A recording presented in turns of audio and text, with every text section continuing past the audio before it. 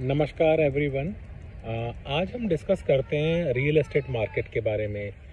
US और India में क्या अंतर है, क्या सिमिलैरिटी है। तो यूएस मार्केट की जो रियल एस्टेट है ना, बहुत वेरिएबल रहती है। मैं आपका ध्यान उल्लेख करना चाहता हूँ लाइक लेट 2000s के अंदर। तो क्या हुआ था यहाँ पे ना, रियल एस्टेट बूम चला है पूरे ऑलमोस्ट 2001 2002 से लेके अनटिल 2006-7 तक।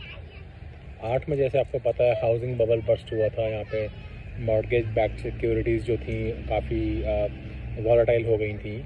और रीज़न उसका उस समय एटलीस्ट ये था कि बहुत से लोग जिनको लोन नहीं मिलना चाहिए, जिनका क्रेडिट स्कोर जो होता है बहुत ही कम था, उन लोगों को भी लोन मिल रहा था। आसान किस्तें मिल रही थी, कम रेट पे मिल रहा था लोन, और उन सब ने जाके मकान ख़रीदने शुरू कर दिए थे। और जब 2008 में बेल्ट टाइटनिंग करी, जब बेसिकली जो वॉलेटाइल मॉर्गेज बैक्ड सिक्योरिटीज़ थी जब वो डूबनी शुरू हुई, तो जैसे कि बियर स्टर्न्स था बैंक, लेमन ब्रदर्स था, इन्वेस्टमेंट बैंक, वो सारे डूबने शुरू हुए तब। तो घरों का फोरक्लोजर चालू हुआ और इतना ज़्यादा मतलब ड्रॉप आना शुरू हुआ कि लगातार 2008 से 2009, 10, 11 लगातार मकानों के रेट गिरते रहे। और जहाँ 2011 ख़त्म होकर 2012 आ रहा था, तब तक मकानों के रेट मतलब 40, 50, 60% तक गिर गए थे। आप समझ सकते हैं कि ऐसा शायद ही कभी इंडिया में होता होगा कि रेट में इतनी गिरावट आ जाए। जब ये इस तरीके से चलता गया तो बहुत स्ट्रेस आया इकोनॉमी में। बहुत लोगों के घर नीलाम हो गए, लोगों को रोड पे आ गए, घर छोड़ छोड़ के जाना पड़ा लोगों को। उसी समय किराए भी काफ़ी ड्रॉप हुए। फिर 2012 के बाद से मकान चढ़ने शुरू हुए और 2015-16 तक आते आते तक लगभग वो पूरी रिकवरी हो गई थी। उसके बाद जो है 19 तक एक रेगुलर एक ग्रोथ चलती रही। और ख़ास तौर पर जब पैंडमिक आया 2020 में, राइट, उस समय थोड़ा सा स्लम्प आया और इतनी ज़बरदस्त तेज़ी से यूएस में मार्केट में मकानों के रेट बढ़े कि 2022-23 आते आते तक मकानों का रेट 40 से लेके 50% तक बढ़ गए बेसिकली। जो आप देखेंगे 2020 में जो मकान मान लीजिए 1 मिलियन का होता था, वो 2022-23 में मकान 1.4-1.5 मिलियन तक पहुंच गया बेसिकली। इनफैक्ट ये ऑन एन एवरेज मैं बता रहा हूँ। तो अगर आप इसको कंपेयर करेंगे इंडिया से, राइट, तो इंडिया में ना या तो मकानों के रेट स्टैगनेंट हो जाते हैं, जैसे जब से मोदी आया था 2014 के अंदर। उसके बाद आई थिंक ऑलमोस्ट 2020-21 तक बहुत स्टैग्नेशन रही है मार्केट के अंदर। कोई ग्रोथ नहीं हुई, कुछ नहीं हुआ, मकानों के रेट लगभग सेम ही हैं। लेकिन अगर आप देखेंगे हाल फिलहाल का लास्ट 1-1.5 साल में आफ्टर पैंडमिक, मतलब अगर आप 21-22 देखें और 22-23 देखें, जैसे अभी का समय देखें, तो इनफैक्ट इंडिया में 1-1, 2-2 साल में अब जो है रेट ऑलमोस्ट 25-30%, 40% बढ़ गए हैं बेसिकली। तो उस मामले में ना अगर आप देखोगे तो इंडिया थोड़ा सा लैग कर रहा है। यूएस में पैंडेमिक के दौरान रेट बढ़ रहे थे, इंडिया में पैंडेमिक के बाद बढ़े हैं रेट। अच्छा, दूसरी चीज़ क्या है, इंडिया में ना कभी भी अपने नीचे जाते हुए नहीं देखे होंगे रेट। स्लम्प आता है इंडिया में तो क्या होता है, स्टैगनेट कर जाती है प्रॉपर्टी, अप्रिशिएट नहीं करती, या अगर डेप्रिशिएट करेगी तो 5-10% का फ़र्क पड़ेगा। यहाँ यूएस की तरह नहीं है, जैसे 2011-12 के अंदर जो है रेट्स 50% डाउन, 60% डाउन ऐसे हो गए थे। अब कहीं ना कहीं जैसे रिसेशन की जो खबरें आनी शुरू हुई हैं, अभी हाल ही में वॉलमार्ट ने भी अपने रिपोर्ट करे थे क्वार्टरली नंबर्स, और उन्होंने बताया कि आने वाला समय कंज्यूमर डिमांड कम होगी। सिमिलरली अभी होम डिपो जो यहाँ पे है, उसने भी अपने पोस्ट करे क्वार्टरली रिजल्ट्स और बता रहे हैं 20 साल में सबसे बड़ा डिक्लाइन आया उसके ग्रोथ रेट में। और जनरली होम डिपो क्या होता है ना, हार्डवेयर का सामान बेचती है, जैसे लक्कड़ यहाँ पे घर सारे लक्कड़ के बनते हैं ज़्यादातर, टिम्बर वगैरह जैसे हम बोलते हैं। और कंस्ट्रक्शन से रिलेटेड मतलब पेंट वेंट ये सब चीज़ें ज़्यादा बेचती है होम डिपो।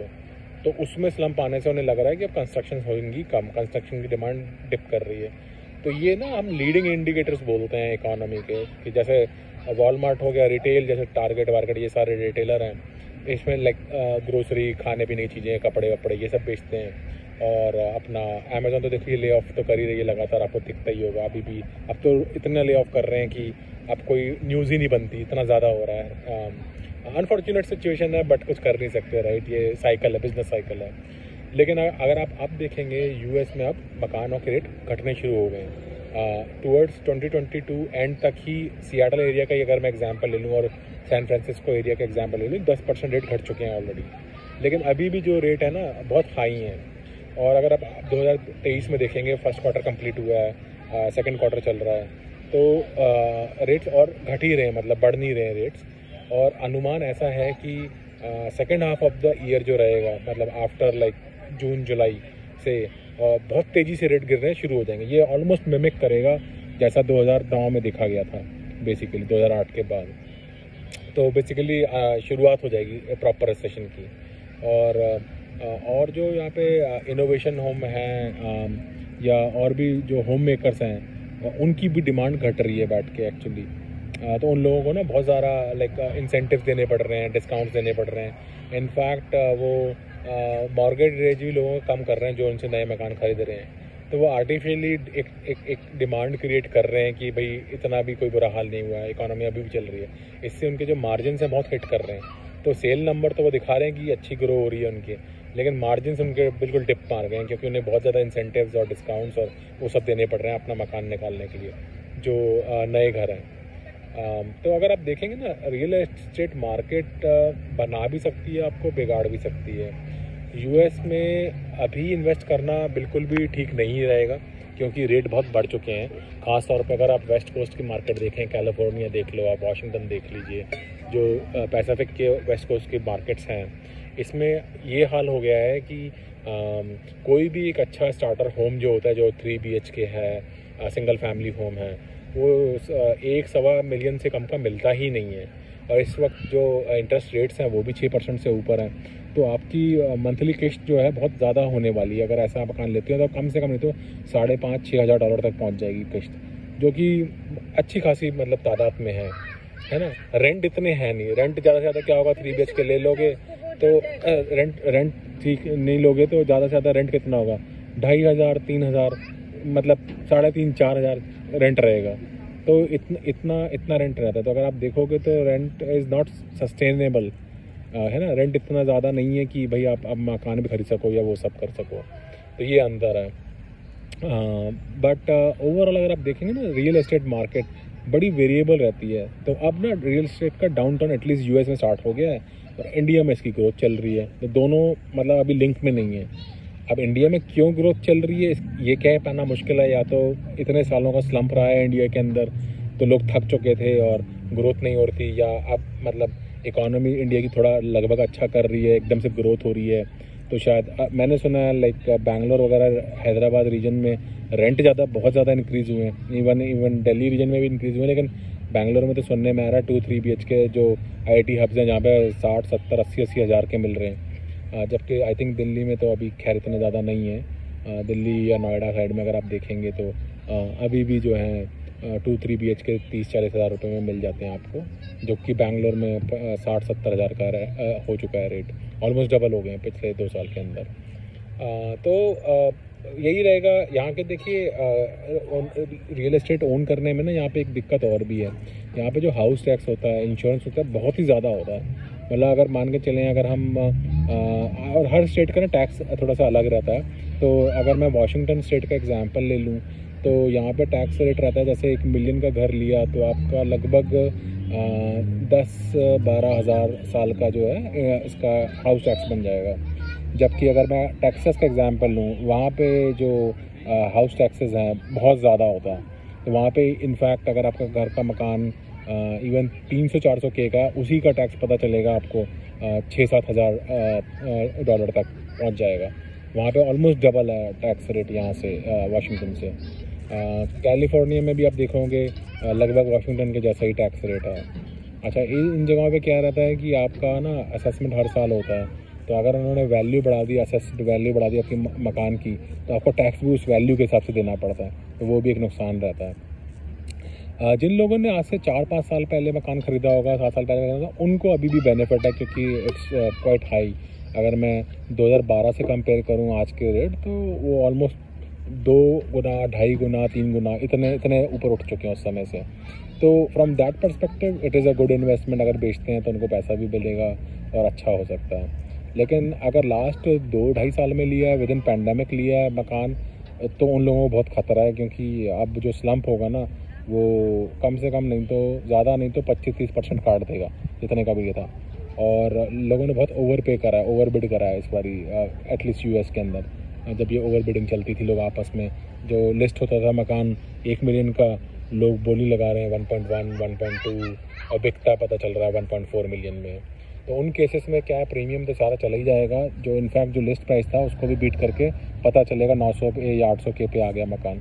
तो उस हिसाब से वैल्यू इरोड होने की बहुत पॉसिबिलिटी है इस वक्त ऑलरेडी। तो वो चीज़ हम लोगों को देखनी पड़ेगी। आज के लिए इतना ही। मैं समाप्त करता हूँ आज की सभा। आप ज़रूर मेरे को बताइए और क्या आप सुनना चाहेंगे। मुझे लगता था कि रियल एस्टेट एक इम्पॉर्टेंट चीज़ है। काफ़ी लोगों ने कमेंट भी करा था कि वो जानना चाहते थे। एक चीज़ और मैं बताना चाहूँगा जाते जाते कि यूएस में ऐसा कोई रिस्ट्रिक्शन नहीं है। कोई भी बंदा कहीं का भी हो, उसको सिटीज़न होने की ज़रूरत नहीं है। इंडिया में हो आप, कनाडा में हो आप तब भी इन्वेस्ट कर सकते हैं यूएस प्रॉपर्टी में। आपके फंड्स लीगल होने चाहिए, मतलब बैंक से पैसा ट्रांसफ़र होना चाहिए या लोन होना चाहिए आपको ख़रीदने के लिए। बाकी यहाँ पे 20% डाउन पे आप मकान खरीद सकते हो, मतलब आपको पूरा पैसा देने की भी ज़रूरत नहीं है। 20% डाउन पेमेंट दो और बाकी 80% आपका लोन हो सकता है, उसके थ्रू आप पे कर सकते हैं। तो अभी तो मेरी एडवाइस यही रहेगी लोगों को कि थोड़ा केयरफुल रहिए, पैसे को अपने कंजर्व करिए, क्योंकि सिचुएशन अभी बड़ी पिक्यूलियर है। बहुत ज़्यादा जॉब लॉसेस चल रहे हैं, अभी तो हाईटेक सेक्टर में चल रहे हैं ज़्यादा लॉसेस लेकिन जैसे जैसे ये रिटेलर्स के, होम डिपो के, Targets and Walmarts and other such companies के रिजल्ट्स आएंगे, तो इवन रिटेल सेक्टर में भी बड़ा दिक्कत आने वाली है। तो पैसा को कंजर्व करना बहुत ज़रूरी है। इन्फ्लेशन अभी भी यहाँ पे ज़्यादा ही है, तो जब तक वो कम नहीं होगी तो खाने वगैरह के भी रेट्स कम नहीं हो पाएंगे।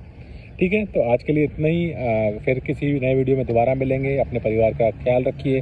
अगर आपको वीडियो अच्छा लगता है तो ज़रूर कमेंट करके बताइए, लाइक करिए, सब्सक्राइब करिए, शेयर करिए।